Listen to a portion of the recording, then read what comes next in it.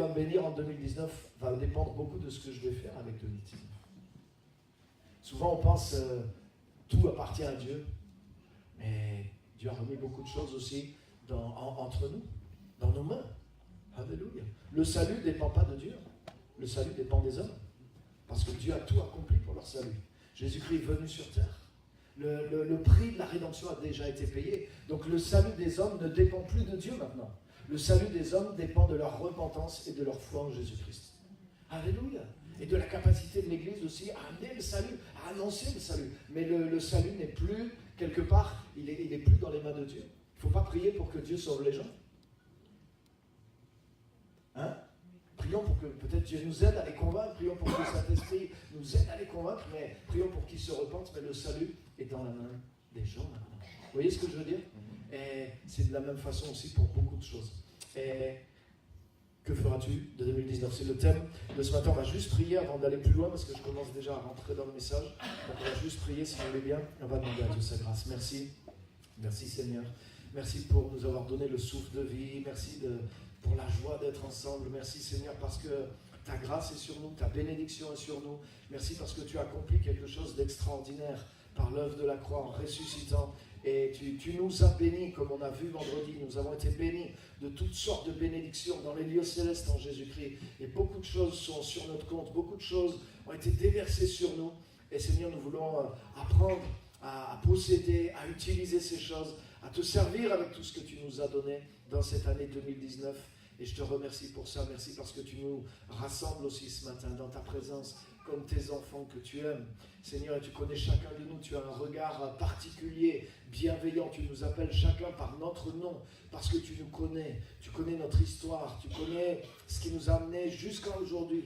Et tu sais aussi ce que nous pouvons devenir dans cette année, ce que nous pouvons être demain, ce que tu nous as appelés à vivre et à faire. Et je te remercie pour cela. Merci de libérer cette faveur, de libérer cette pensée, de libérer cet amour que tu as dans ton cœur pour nous et de nous propulser dans l'année avec une parole claire, avec un courage prophétique, Seigneur, avec l'onction du Saint-Esprit sur nos vies pour pouvoir vraiment pénétrer dans ton plan et avec toi dans cette année et faire produire à cette année ses meilleurs fruits pour chacune de nos vies, pour nos familles, pour ton œuvre, pour ton nom et pour ta gloire. Au nom puissant de Jésus-Christ.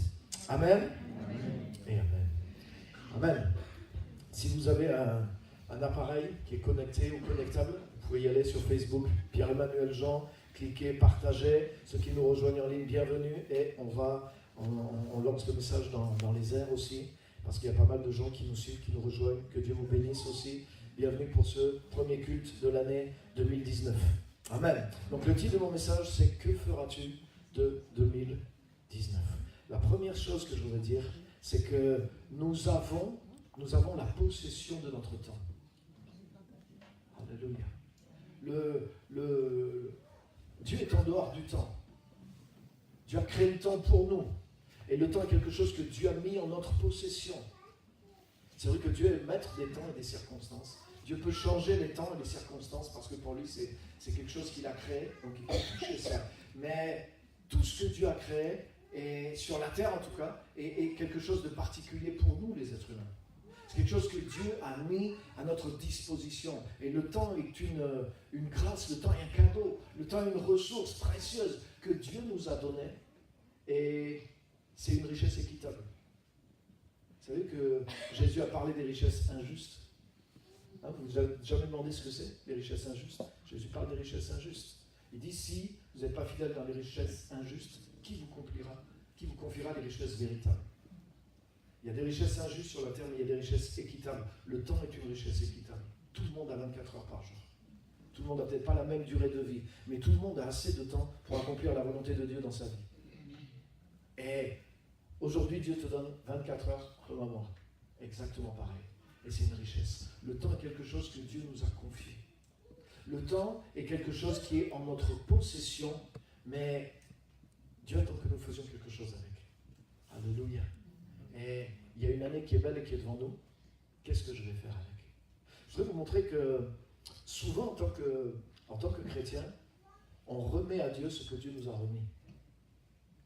Alors, regarde par exemple, beaucoup de chrétiens, la nuit du 31, ils viennent faire une nuit de prière, et puis ils prient pour que tous les jours de l'année qui viennent, Dieu fasse quelque chose d'extraordinaire dans leur vie. Et puis après, ils ne se soucient plus de l'année parce qu'ils disent, voilà, maintenant, Dieu va faire des miracles, j'ai prié, je crois, je mets ma foi en Dieu, hein, je crois, je confesse, Dieu, vas-y, fais tout ce que tu veux. Mais ce n'est pas comme ça que les choses se font, parce que l'année 2019, Dieu nous l'a remis dans notre main.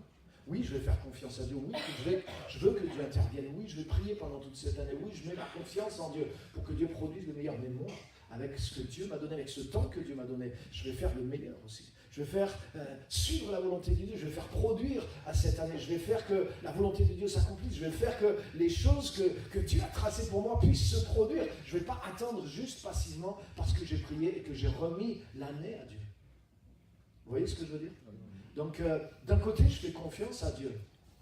Comme l'a dit David, mes temps sont dans tes mains.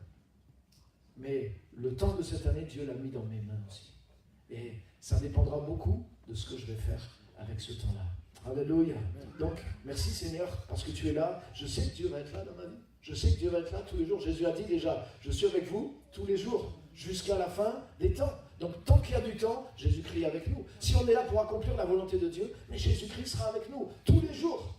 Mais il nous a dit d'aller, par exemple. Allez. Donc, ça veut dire qu'avec le temps que Dieu nous donne, nous, on doit faire quelque chose pour déclencher la faveur de Dieu, la présence de Dieu qui va être avec nous tous les jours de cette année. Moi, je dois accomplir la volonté de Dieu. Je dois me lever et faire quelque chose avec ce temps précieux que Dieu m'a donné. Alléluia. Je veux nous dire que Dieu fixe un but pour chaque temps qu'il donne. Regardez dans Ecclésiaste chapitre 3, verset 1er. C'est un verset qui est connu, c'est même proverbial. Il y a un temps pour tout, un temps pour toute chose sous les cieux. Ça veut dire que dans chaque temps, il y a une raison. Chaque temps est destiné à une certaine chose. Ça veut dire que Dieu a des intentions. Chaque temps que Dieu nous donne, il y a une intention. Il y a quelque chose qui peut être frais, quelque chose qui peut être atteint. Il y a quelque chose de nouveau, quelque chose de frais que Dieu a donné pour cette année. Alléluia.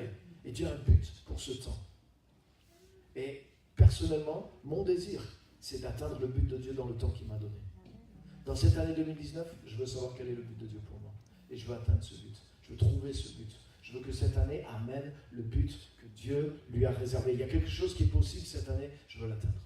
Il y a quelque chose que je peux faire cette année, je veux l'atteindre. Alléluia.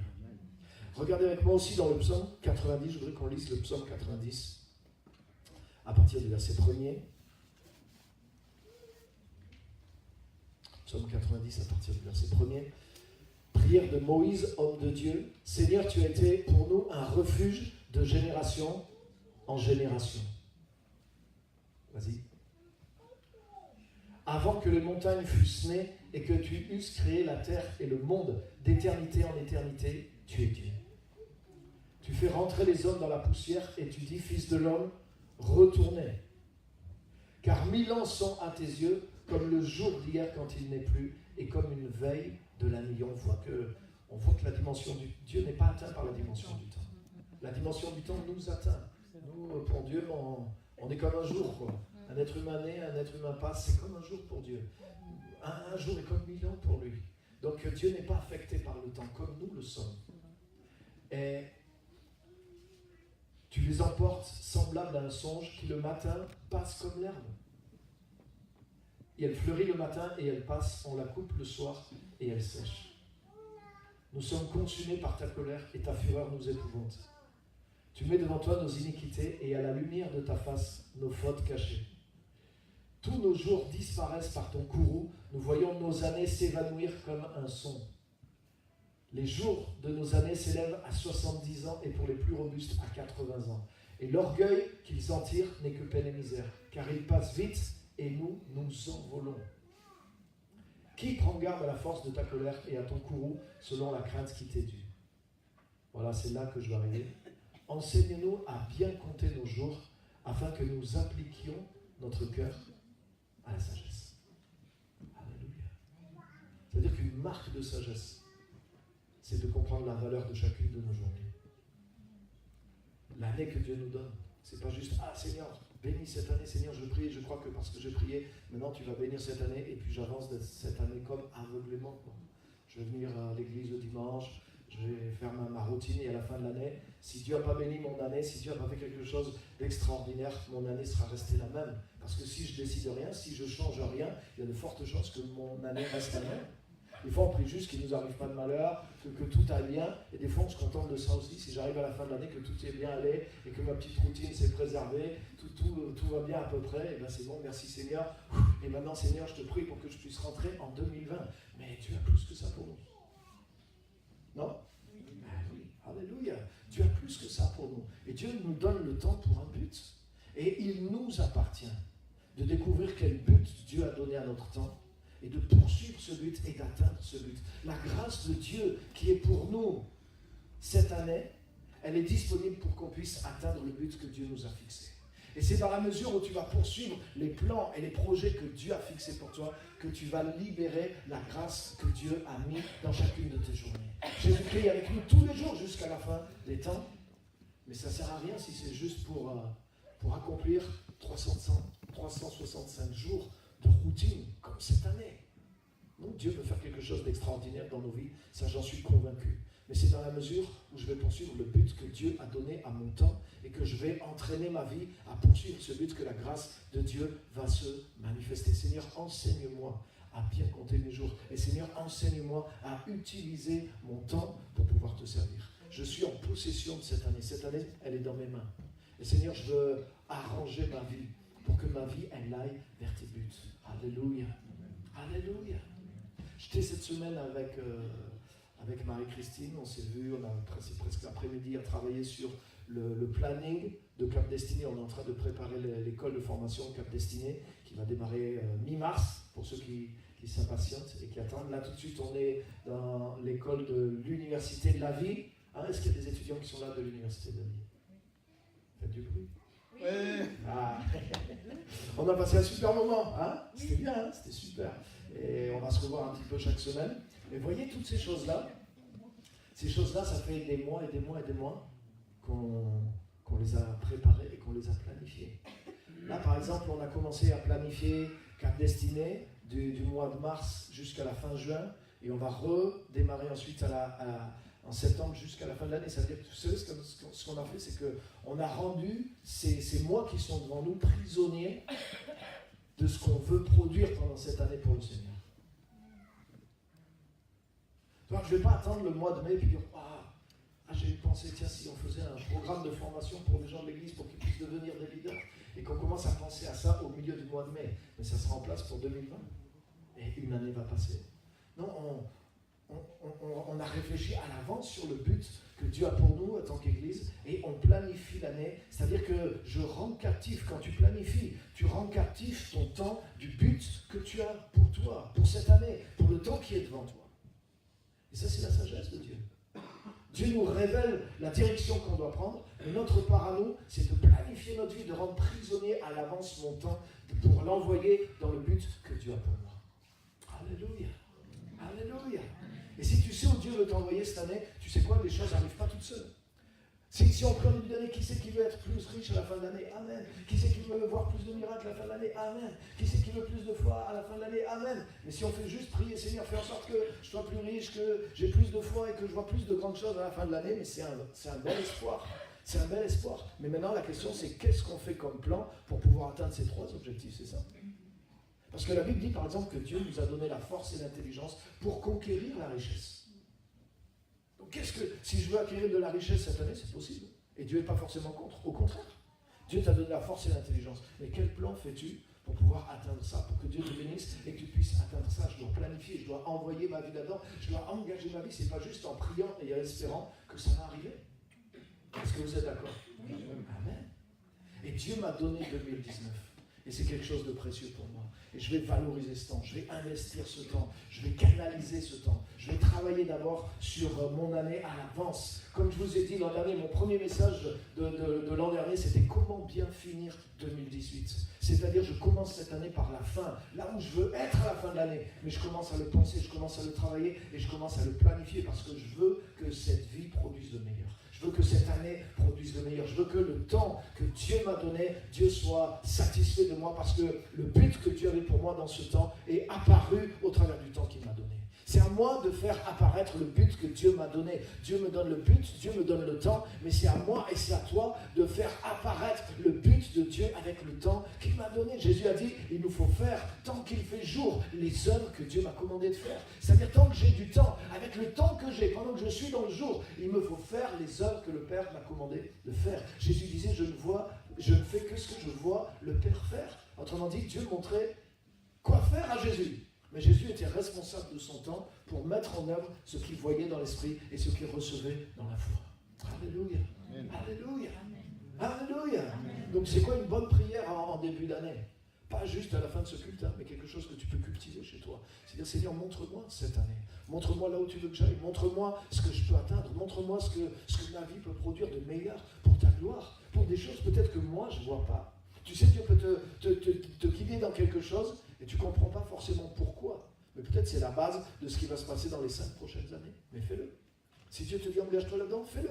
Si Dieu te dit commence quelque chose dans cette direction-là, fais-le. Et commence à construire ce que Dieu te montre. Parce que Dieu a une idée à long terme. Alléluia. Dieu a un plan, Dieu a une vision à long terme pour chacun de nous. Et le plan de Dieu, c'est ce qu'il y a de meilleur. Combien le croient? Amen.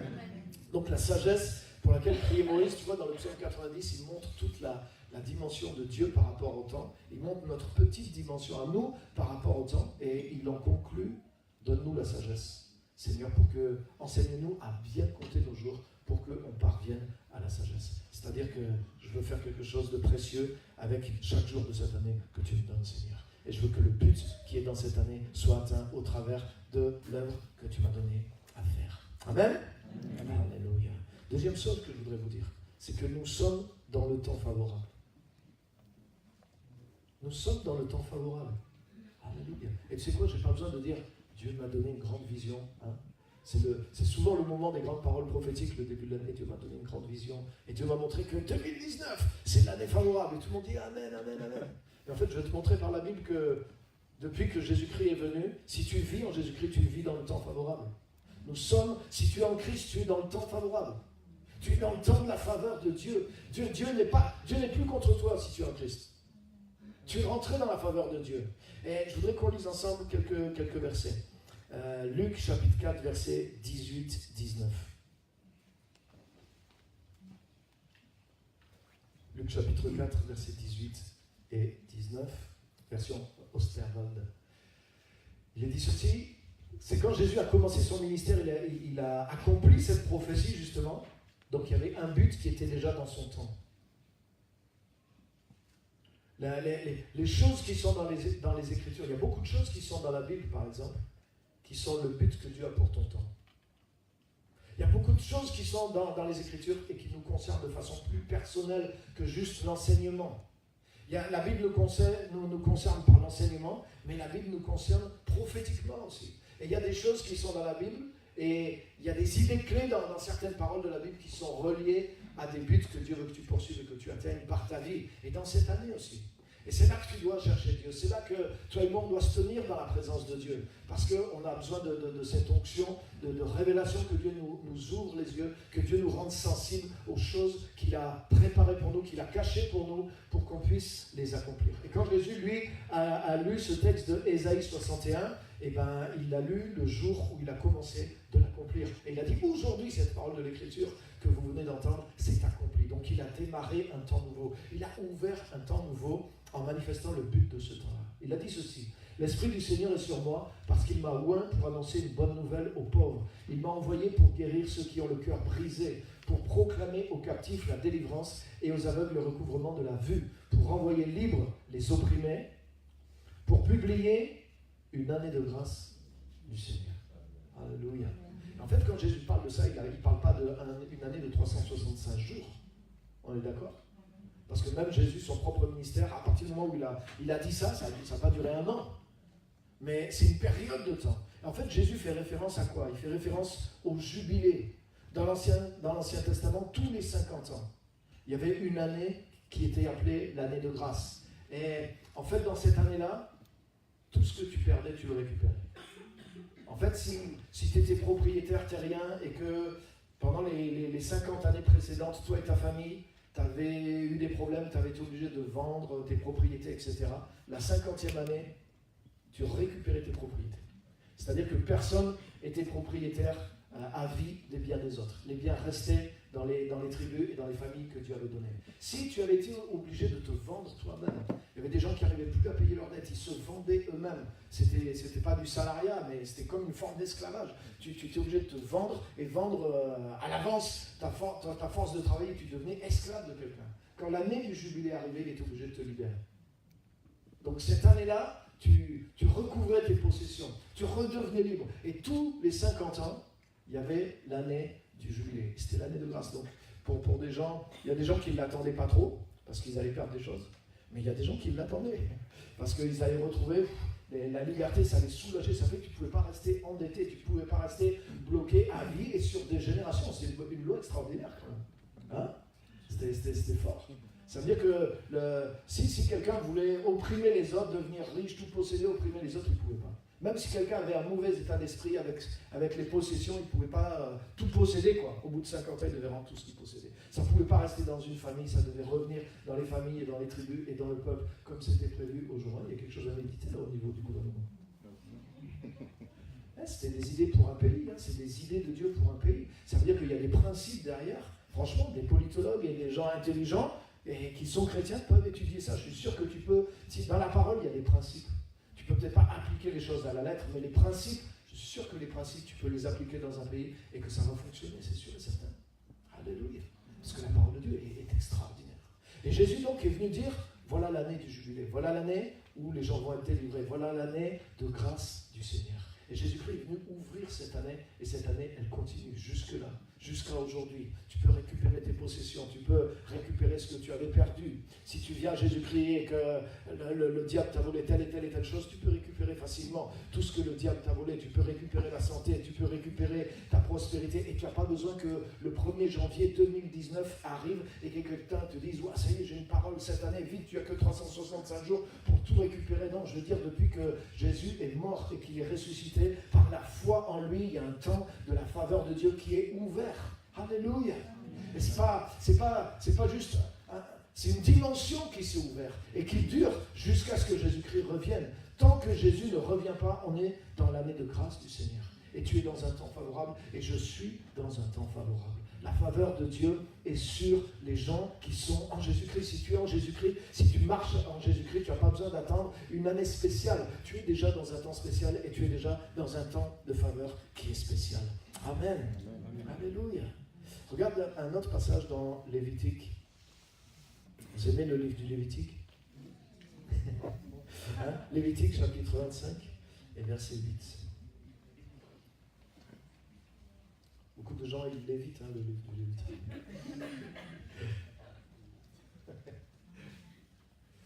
Donc justement, vous allez voir comme c'est fort. C'est la loi la loi du jubilé. Donc il dit, tu compteras 7 sabbats d'année. 7 fois 7 années, comme les semaines. Le 7e jour, il fait pareil avec les années.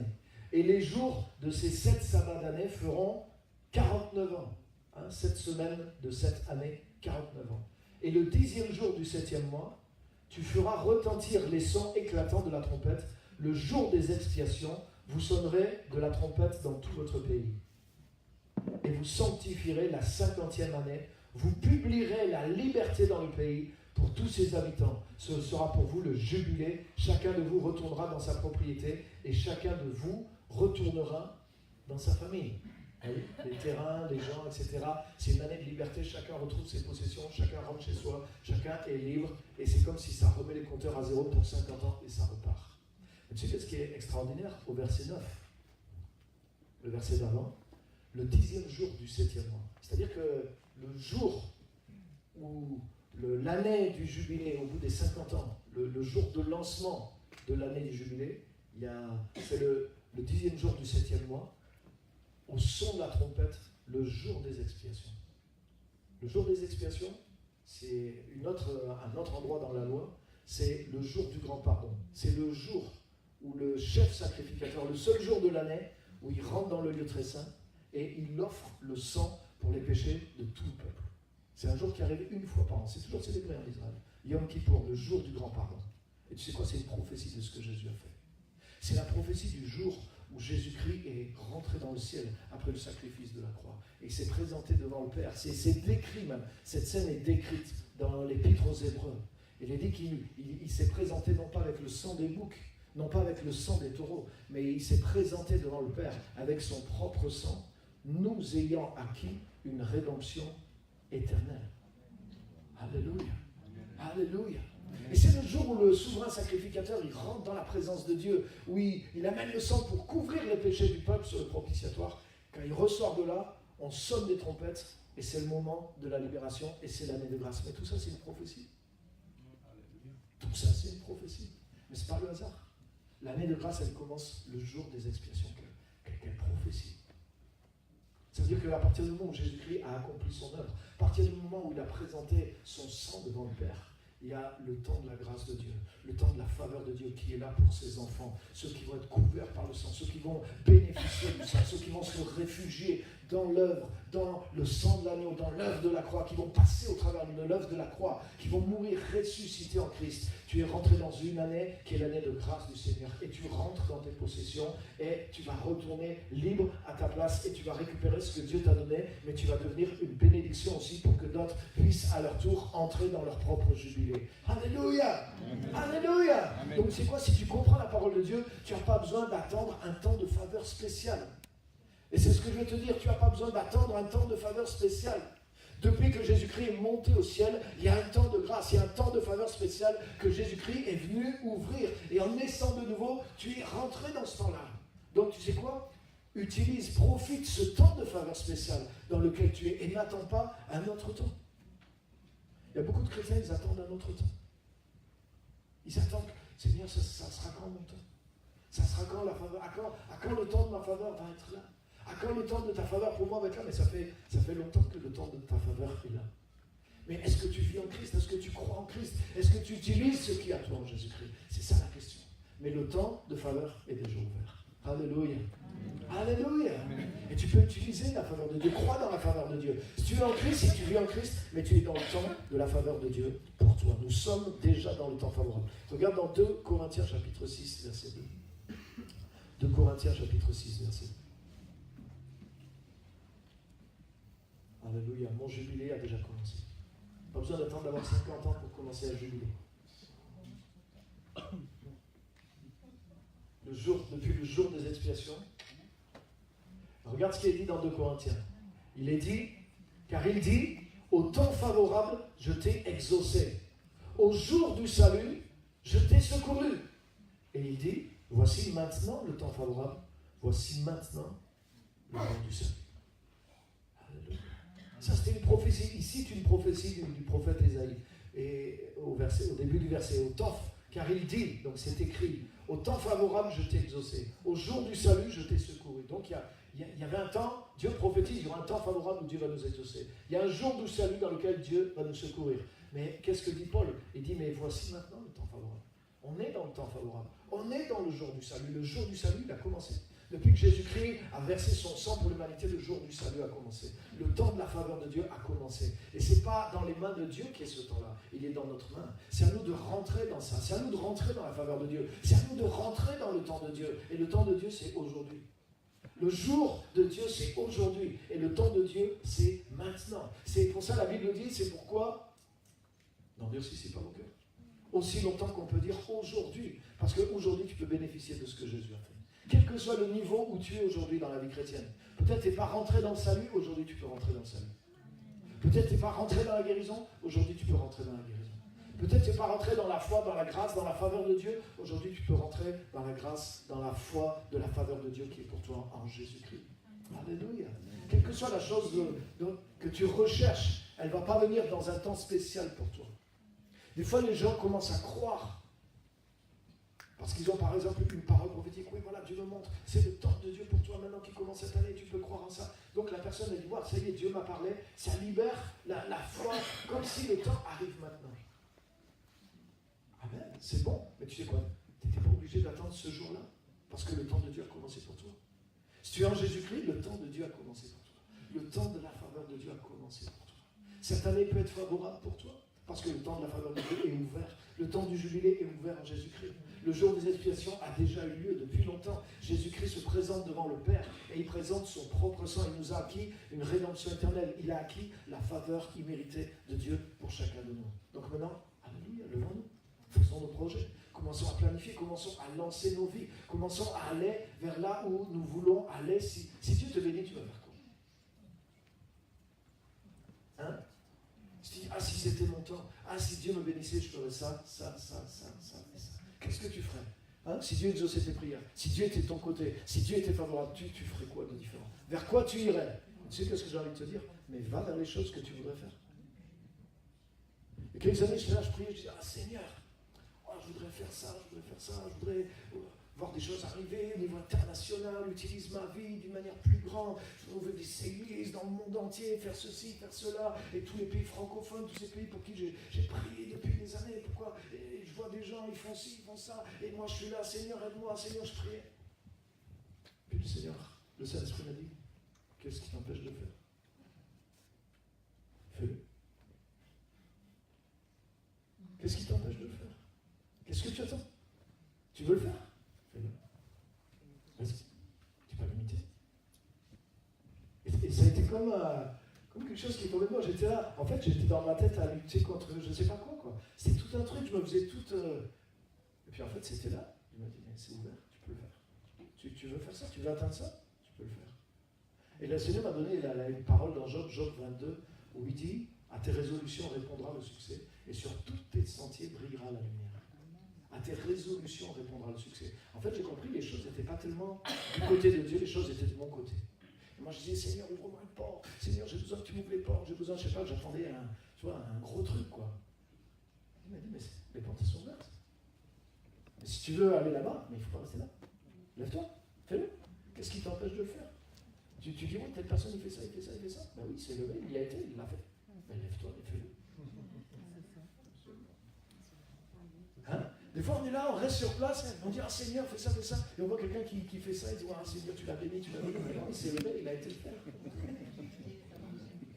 Des fois, on s'imagine qu'il y a un processus magique derrière tout ce que les chrétiens font, quoi. Et que nous, on attend que cette magie divine vienne sur nous. Donc, des fois, Dieu peut te dire, c'est pas le moment, ça peut arriver. Mais souvent, on est plutôt vissé sur nos choses qu'en mouvement pour Dieu. Et le temps est dans nos mains. L'année que Dieu nous donne, elle est dans notre main. Prie pour voir le but. Une fois que tu vois le but, une fois que tu vois là où tu veux aller, mais avance.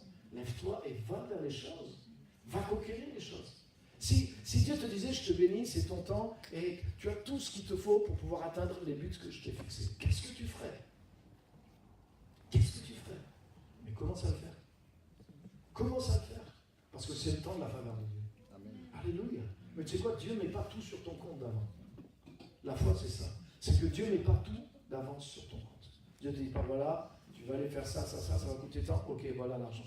Tu as besoin de tel et tel don pour pouvoir accomplir telle et telle chose, ok, voilà les dons, ils sont sur toi, etc. Tu n'as pas tout avant de commencer à faire. C'est quand tu commences à faire les choses et que tu avances que les choses commencent à te suivre.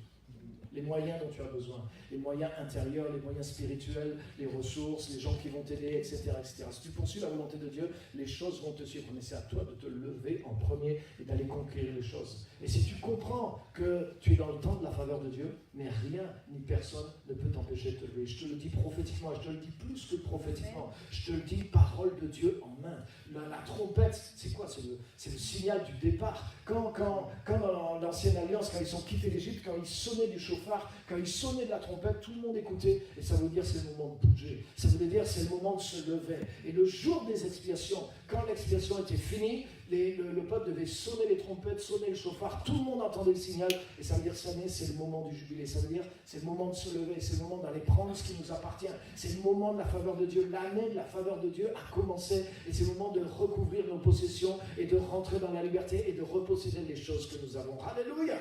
Et je te le dis de la part de Dieu, et je te le dis basé sur la parole de Dieu, que ton temps est arrivé. Amen. Alléluia. Je te dis que tu es dans le temps de la faveur de Dieu. Et si tu as attendu janvier 2019, c'est pas grave, tu n'étais pas obligé, mais rentre-y quand même dedans. Attends pas janvier 2020. Alléluia. Et rentre dans le temps de la faveur de Dieu. Parce que c'est ton temps. C'est le temps favorable. C'est le temps favorable pour nous. Alléluia. Amen. Amen. C'est quoi? Ça ne veut pas dire qu'il n'y aura pas des obstacles, ça ne veut pas dire qu'il n'y aura pas des difficultés, mais si tu poursuis ce que Dieu a pour toi cette année, rien ni personne d'autre que toi ne peut t'empêcher de l'atteindre. Parce que la faveur de Dieu est là. Dieu est là. La faveur de Dieu a déjà sonné pour nous en Jésus-Christ et nous devons avancer et aller plus loin cette année. Nous sommes dans le temps favorable. Alléluia. Amen. Mon jubilé a commencé. Dis à ton voisin, mon jubilé a commencé. Mon jubilé a commencé. Alléluia. Alléluia. Tu sais, la foi, c'est quelque chose d'extraordinaire.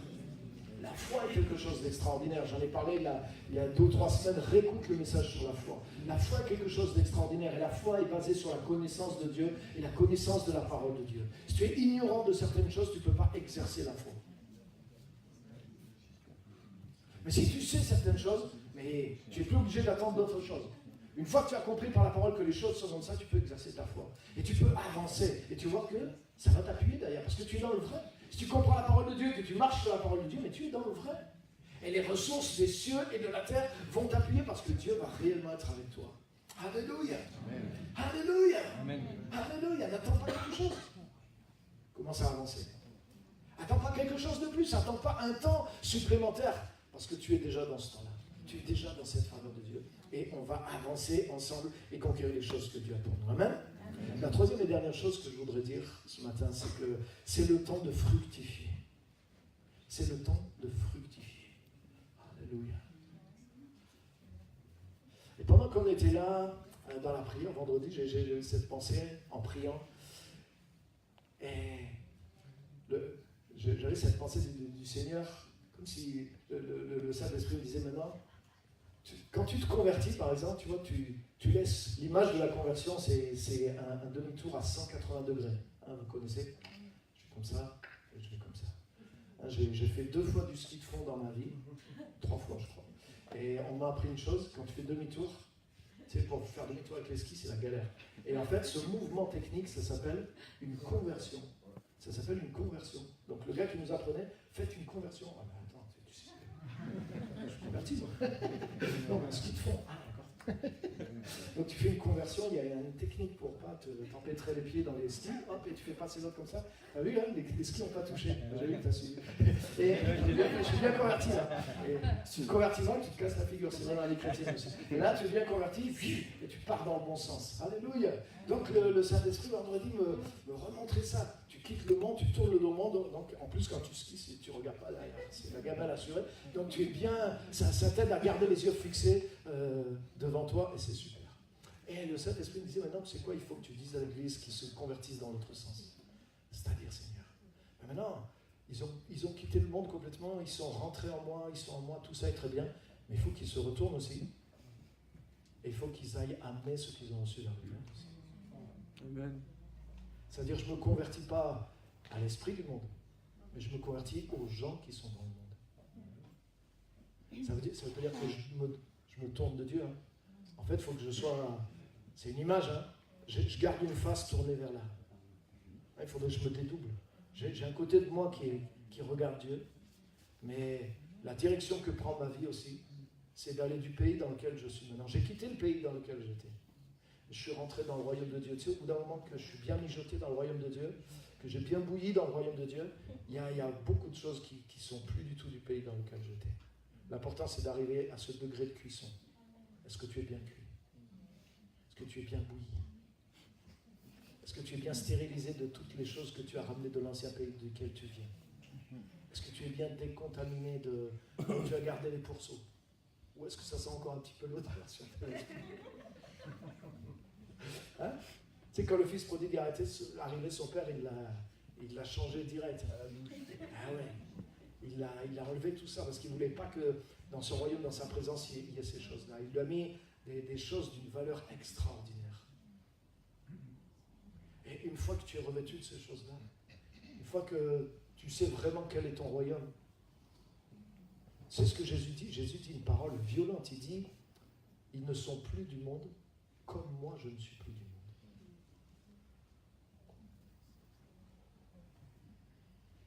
Jésus a la foi quand il parle. Hein? Quand Jésus a dit Lazare sort, Lazare est sorti.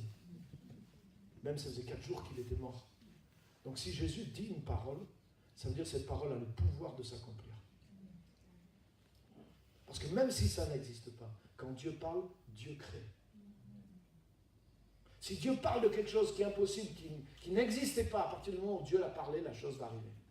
Parce que Dieu, quand il parle, c'est pour ça que l'univers est grand, parce que je pense que Dieu est bavard. Mais quand Jésus dit, ils ne sont pas du monde, comme moi je ne suis pas du monde, ta foi doit avoir une suffisamment bouche assez grande pour t'emparer de ça. Parce que moi, ce que je suis capable de croire, je ne suis plus du monde, à l'exemple un peu de Jésus, je suis loin derrière lui, mais quand même, mais Jésus l'a dit comme. Non pas, et il n'a pas mesuré mes efforts, il a mesuré l'effort que lui allait faire par la croix. Ça veut dire, si tu es passé par la croix, ce qui t'est arrivé est plus que ce que tu penses. Le fait de passer au travers de la croix, ça t'amène plus loin que ce que tu peux penser.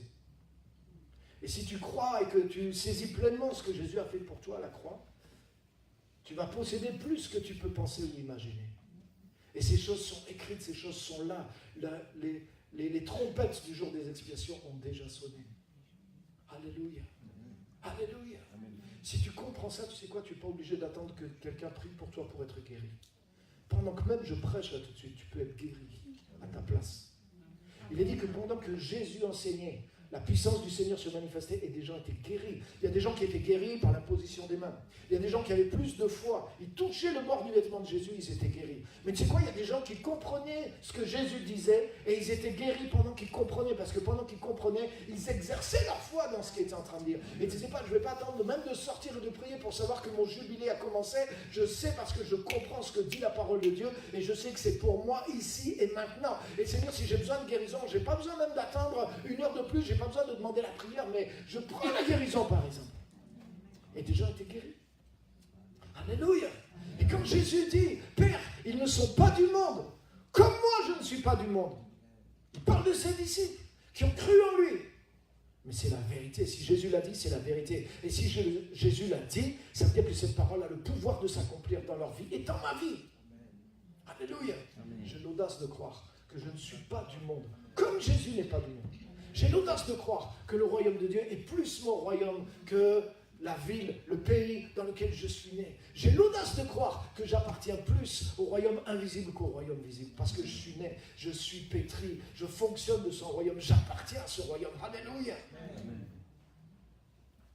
Tu sais, quand Jésus va revenir,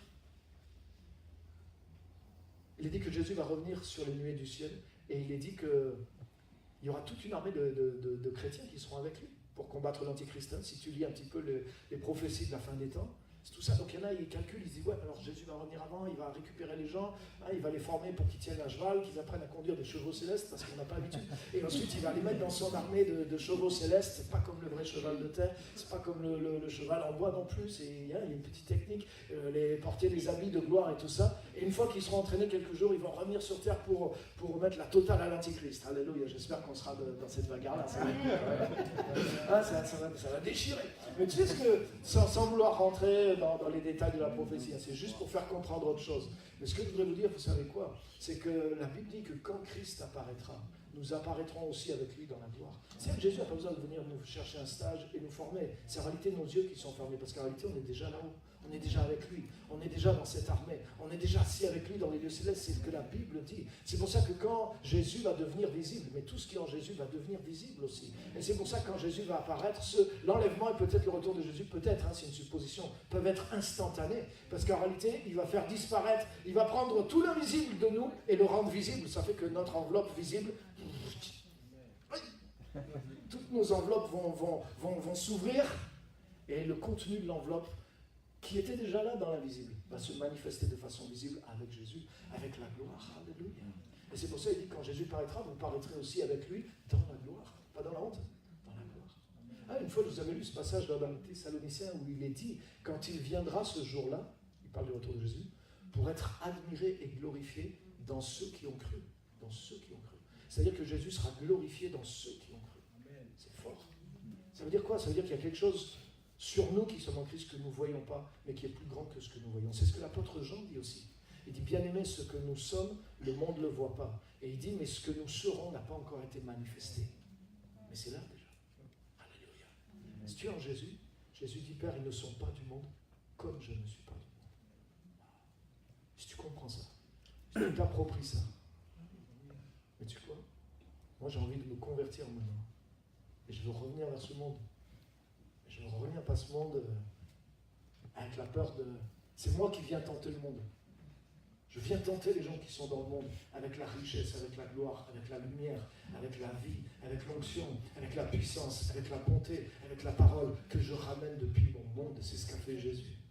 Jésus n'est pas venu dans ce monde. Jésus ne priait pas pour être protégé de ce monde, mais Jésus priait pour que ce monde ne soit plus protégé de lui. Jésus priait pour que ce que Satan essaye de faire pour protéger les ténèbres de la lumière, Jésus priait pour que ça disparaisse. Et Jésus est venu pour briller, Jésus est venu pour agir, Jésus est venu pour fructifier. Alléluia. Et c'est ce que je voudrais vous dire, les amis. Cette année, c'est plus le temps simplement de sortons de la mendicité chrétienne.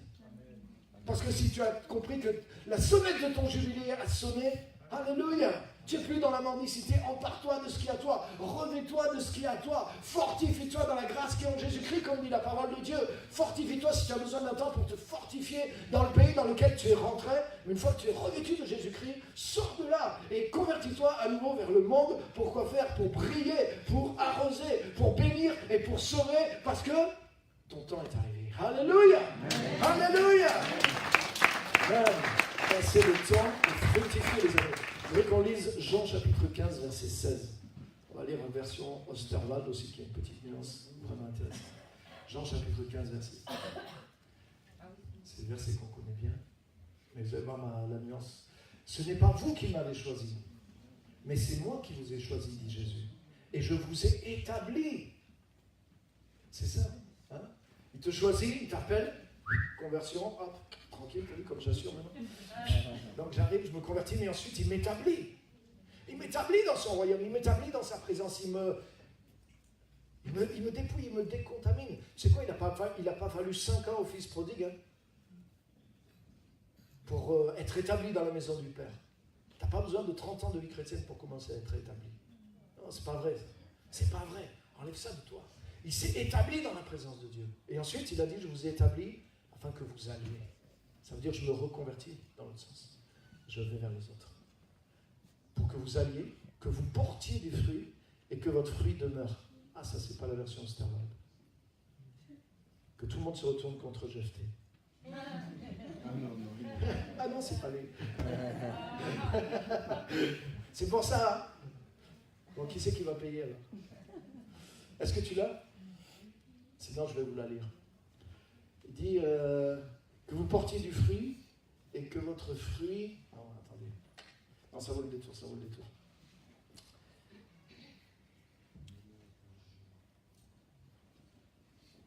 Personne n'a une Bible Osterwald en papier. Ça y est? Ah, parce que celle-là en papier, elle est dure à trouver. Mais il y en a. Merci beaucoup. Que vous alliez, que vous portiez du fruit et que votre fruit soit permanent. Alléluia. Alléluia. Des fois, le chrétien, des fois, il a l'impression, ah Seigneur, tu vois, je suis rien, Seigneur, je suis à sec, Seigneur, je ne peux rien apporter. Et il se voit tellement dans sa pauvreté personnelle qu'il a l'impression qu'il ne peut rien apporter dans le monde. Mais Jésus dit quoi? Il dit, je vous ai établi pour que vous alliez et que votre fruit soit permanent. Ça veut dire que tu as toujours quelque chose à donner. Tu as toujours quelque chose à apporter. Mais ça aussi, c'est par la foi que tu dois t'en apprendre. Regarde bien ce que dit Jésus là. Il dit, si c'est Jésus qui te choisit et qui t'établit pour que ton fruit soit permanent, alors c'est possible. C'est possible. Si ça dépend de moi, j'ai des hauts et des bas. Des chaussettes aussi. Mais si c'est Jésus qui m'a choisi et qui m'a établi pour que mon fruit soit permanent, alors ça veut dire que je suis capable de porter un fruit qui va être permanent. Alléluia. Alléluia. Et si c'est vrai pour moi, c'est vrai pour toi aussi. Pourquoi? Je ne suis pas du monde comme il n'est pas du monde. Le royaume auquel j'appartiens, c'est un royaume qui est puissant. L'esprit qui est en moi, c'est l'esprit qui a ressuscité Jésus-Christ d'entre les morts. Et la Bible dit même que c'est cet esprit qui est en moi qui, si je meurs avant que Jésus revienne, si je n'ai pas le temps d'apparaître dans la gloire, quand Jésus va revenir et que je dois passer par la mort, c'est cet esprit qui est en moi qui va ressusciter mon corps. C'est quoi, Dieu ne va pas faire un miracle pour me ressusciter. Mais dans les molécules même de mon corps, il y a la trace de ce corps a été habité par l'Esprit de Dieu. Ça veut dire que l'Esprit de Dieu, je ne sais pas comment il va faire, mais la puissance de la résurrection est déjà dans mon corps. La résurrection est déjà dans mon corps, parce que l'Esprit qui a ressuscité Christ d'entre les morts a habité dans ce corps-là. Donc la force de la résurrection est déjà en moi. Que je meure de n'importe quoi, que je sois réduit en poussière, si je meurs en Christ, je ressusciterai. Alléluia. Alléluia. Parce que j'ai été régénéré. Mon âme est régénérée, mon esprit est régénéré. Ça, j'ai aucun doute là-dessus. Et la même parole qui me dit ça, et l'esprit m'atteste ces choses-là. Je sais que cet esprit habite en moi. Et c'est l'esprit qui a ressuscité Christ d'entre les morts. Il ressuscitera mon corps aussi. Alléluia. Amen. Donc tu sais quoi? Si j'ai de telles ressources en moi, tu ne crois pas que si j'ai un coup dur, que si j'ai un bas dans ma vie, cet esprit-là est capable de me relever rapidement? Si je crois, si je reprends possession de ce que j'ai, tu ne crois pas que je peux continuer mon fruit? Tu ne crois pas que je peux maintenir mon fruit en me relevant dans l'Esprit de Dieu, jour après jour, en allant plus loin dans l'Esprit de Dieu? Oui, et c'est la volonté de Dieu. Il nous a établis pour que notre fruit demeure, pour que notre fruit soit permanent, et que ce qu'on demande au Père en son nom, il nous l'accorde. Alléluia! Alléluia! Et c'est ton temps de fructifier.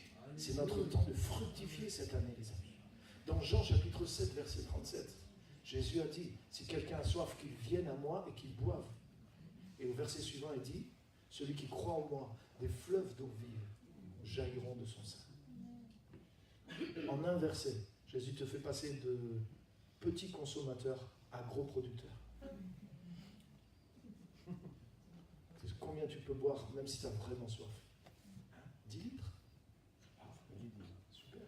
10 litres, déjà, il faut les rentrer. Allez, même, on va dire, tu es un hyper balèze, tu as hyper soif. Allez, on va te pousser jusqu'à 15 litres. Bonne sieste après. 15 litres, tu bois 15 litres d'eau, parce que tu n'as pas bu pendant 3 mois. Difficile. Mais Jésus dit, si quelqu'un a soif, qu'il vienne à moi et qu'il boive. Et la suite du verset, celui qui croit en moi, des fleuves d'eau vive couleront de son sein. C'est pas du tout la même chose. Juste avant, il avait tellement soif qu'il vient chercher un petit peu à boire pour lui. Et dans la suite du verset, c'est des fleuves, pas un, pas une rivière, même un ruisseau, mais plusieurs fleuves qui sortent de lui. Alléluia. Amen. Ça veut dire que dans le Jésus, tu peux te servir de Jésus juste pour étancher ta soif, parce que tu passes beaucoup de temps dans le désert.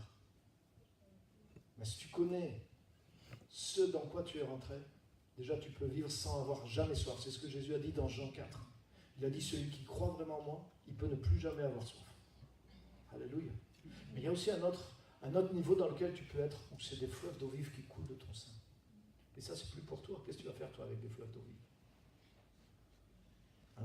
Avec des fleuves d'eau vive, tu peux faire tourner des turbines, tu peux alimenter une ville. Tu peux amener la lumière dans une ville. Tu peux amener l'irrigation dans des hectares. Tu peux amener la vie partout. Ça veut dire que Dieu veut t'utiliser pour qu'il y ait de la vie qui sorte de toi et que tu puisses toucher d'autres et beaucoup d'autres et que tu puisses porter un fruit et un grand fruit. Alléluia. Et tu sais quoi, ça aussi, on est dans ce temps-là. C'est pas quelque chose que Dieu a besoin de faire, de descendre, faire quelque chose de plus. C'est quelque chose qui est disponible en Jésus. Si quelqu'un croit en moi, si quelqu'un vient à moi, il va boire. Et si quelqu'un croit vraiment en moi, il peut arriver là. Il peut arriver à ce que des fleuves d'eau vive coulent de lui. Et ça, c'est pour les autres aussi. Alléluia. Et le dernier verset que je voudrais vous laisser, c'est Ésaïe 60, verset 1er, version Darby, si possible. Je t'ai dit, mais c'est juste le premier culte de l'année, c'est pour ça que je me permets certaines choses. Ésaïe chapitre 60, verset 1er. Il est dit, lève-toi et brille. La lumière arrive. Amen. Voilà. Et la version Darby, elle dit, car ta lumière est arrivée et la gloire de l'Éternel s'est levée sur toi. Amen. Donc c'est déjà arrivé. Et il dit, du coup, lève-toi et brille. Lève-toi et brille. C'est pas la même chose. Il ne dit pas lève-toi et reflète la lumière. Il dit lève-toi et brille. Si tu brilles, ça veut dire que c'est toi la lumière. Et Jésus a dit quoi? Vous êtes la lumière. Ce que j'ai découvert, c'est qu'on peut te voler ce que tu as reçu. Mais on ne peut pas te voler ce que tu es devenu.